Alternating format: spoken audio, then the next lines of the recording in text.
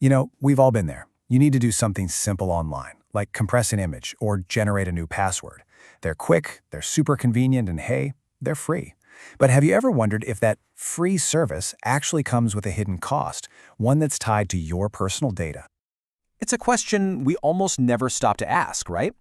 Every single time you upload a file or paste in some text, you're essentially sending a copy of your stuff to a remote server, a computer that's owned by someone else somewhere out there in the world. So, what really happens to your information inside that digital black box? This quote, it just cuts right to the chase. It's a direct challenge to the way we've all gotten used to using the web. It suggests, hey, maybe there's a better and way more private way to get these daily tasks done. So, before we jump into the solution, let's really map out the problem.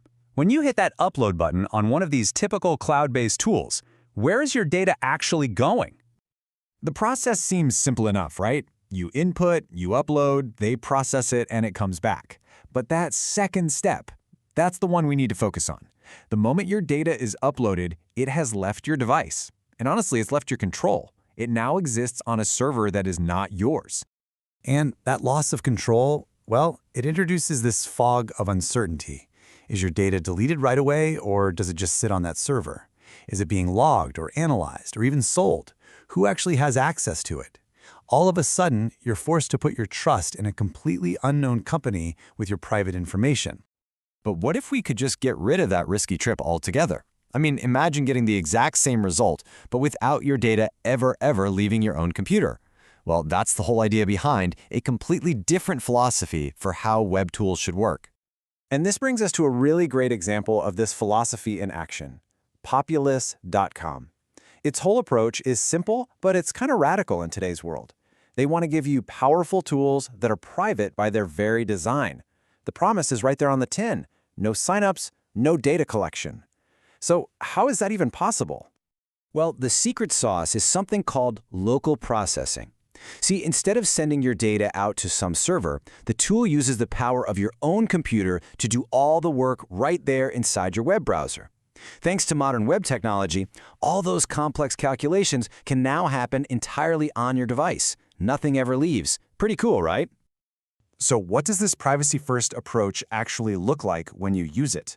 Let's take a quick spin through some of these tools just to see this principle in action. All right, let's start with a big one, something we all need, a password generator. This is the perfect test case because a brand new password for, say, a sensitive account is information you absolutely want to keep private. I mean, think about it for a second. When you create a password for your bank, the very last place you want a copy of that to travel is to some random server on the internet. With local processing, it just never does. The password is created and it only exists on your screen, for your eyes only. The exact same logic applies to images.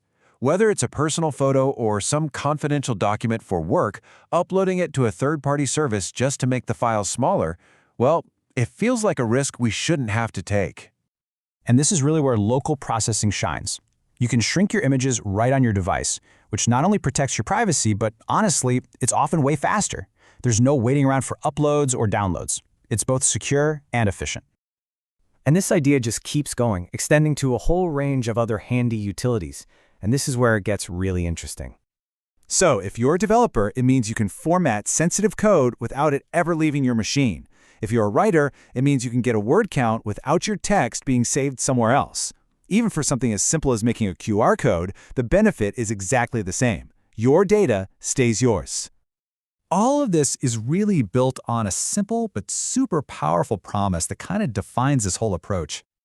Bold tools, free forever. It's more than just a tagline, it's a commitment. The goal is to provide really useful tools that are accessible to everybody, with no paywalls and without ever compromising on that core mission of privacy. And this really puts the two models side by side so you can see it clearly. On one hand, you've got the old way, signups, cloud processing, and all those data risks. And on the other, you have this new alternative, no signups, local processing, and zero data collection. For anyone who cares about their privacy, the choice becomes incredibly clear. So let's just end with this question. For years, the internet has kind of taught us to accept this trade-off. You get convenience, but you have to give up your data. But what if that's a false choice? What if the most useful tools could also be the most private? It's definitely something to think about the next time you need to get a quick task done online.